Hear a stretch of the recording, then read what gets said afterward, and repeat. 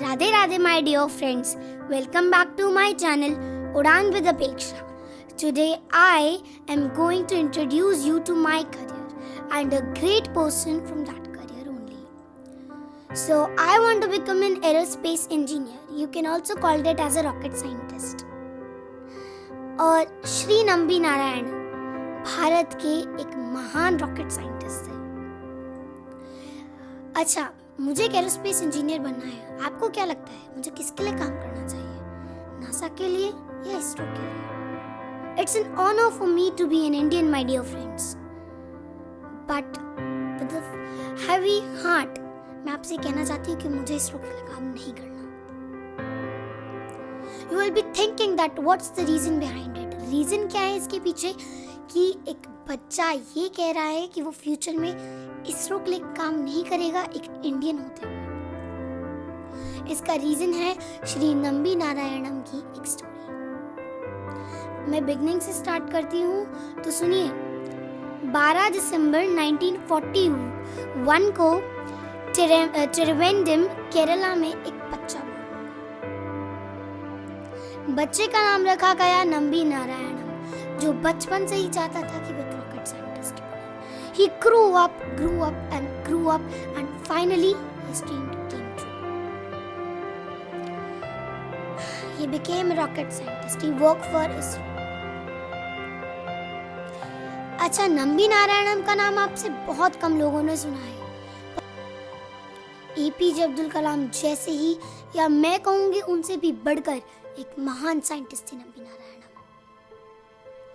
जिनकी स्टोरी एक बहुत ही सैड स्टोरी है. He was blackmailed, he was tortured by the police and by the CBI of Kerala. और अगर मैं कहूँ कि इसमें गलती किसकी है, केसेस आ जाते हैं, कभी ब्लैकमेल केसेस आ जाते हैं, गलती है इसरो की. नंबी नारायणम इतने इंटेलिजेंट थे that he got a scholarship from America to study solid engine. But you know, he have a high pitch in that case. वो अमेरिका गए, उन्होंने सॉलिड इंजन ही नहीं लिक्विड इंजन भी वहीं से पढ़ लिया. But eventually as some problems came और वो लिक्विड इंजन फेल हो गया. Now our India was needed with one more engine, but they were out of budget. उस टाइम पर इंडिया के पास बजट नहीं था. नंबी नारायण ने अपने बजट को देखते हुए रिसर्च की. उन्होंने रिसर्च करने के बाद ये पता लगाया कि फ्रांस एक बहुत बड़ा लॉन्च करने वाला है. And after this launch France will be at the high pitch. So they made a deal with France and he sent about 90 scientists from ISRO to France organization. He sent them. The scientists learned the techniques, the technology, और वो सब लोग उनकी technology और techniques पढ़कर वापस India आए. And they made VS. What is VS? Actually Vikas 5 का नाम आपने मोस्ट ऑफ द पर्सन ने सुना होगा. विकास 5 है इंडिया का पहला its own made engine. At that case they made VS and they was very glad, but there was a problem. Engines को टेस्ट करने वाली machines something cost like 100 crore. And as India was not having any budget, वो लोग अपने engine को लेकर वापस France गए. They tested the engine and it was truly very great engine. From VS they named it as Vikas. They were very happy. They came back to France. Now, as one engine can't work in a rocket, they had a deal with Russia, which was at that time having something like 200 of engines. 200 engines कुछ थे Russia के पास और उनका budget एकदम लो था. कुछ पता नहीं था कि रशिया में कब अमेरिका अटैक कर दे. दैट इज वाई उन्होंने अमेरिका से बचने के लिए इंडिया के साथ डील कर ली. इंडिया को अपने 4 इंजन देने का वादा किया एंड इंडिया से पेमेंट ली. ISRO gave the full payment to Russia and eventually there was a risk in taking 4 engines at that time. तो नंबी नारायण और उनके साथ उनके साइंटिस्ट 2 इंजन लेकर वापस इंडिया आ गए. और उसी बीच जब वो इंजन फिक्स कर रहे थे, उनकी जिंदगी का सबसे खतरनाक चैप्टर स्टार्ट हो गया. वो बिना किसी बात के he was blackmailed, he was blamed कि उन्होंने इंडिया के रॉकेट इंजन्स का डिजाइन पाकिस्तान को बेच दिया.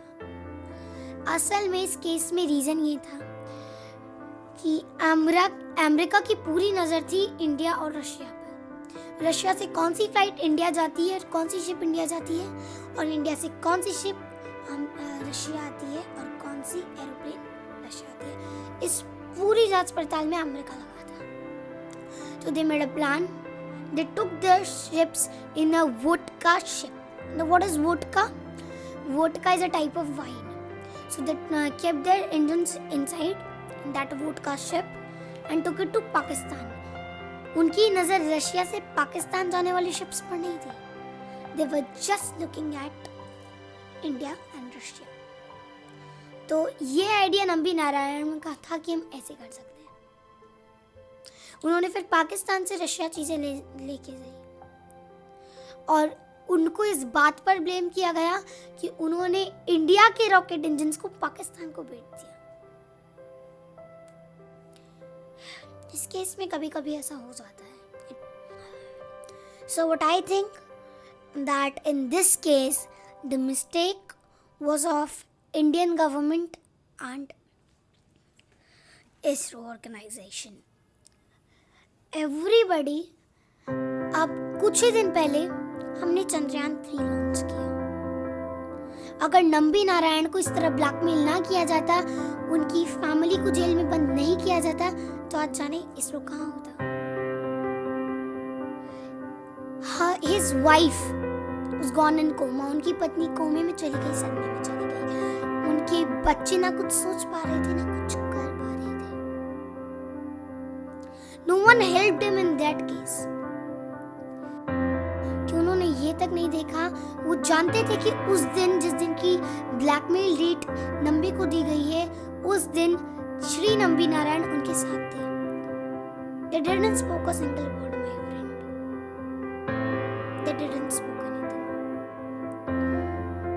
अभी कुछ दिनों पहले हमने चंद्रयान 3 लॉन्च किया.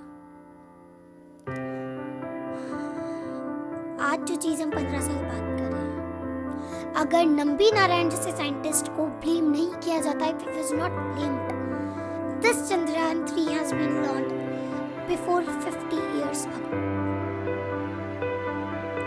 So, my dear friends, what if this thing happened with us in our future? I don't want to work for ISRO.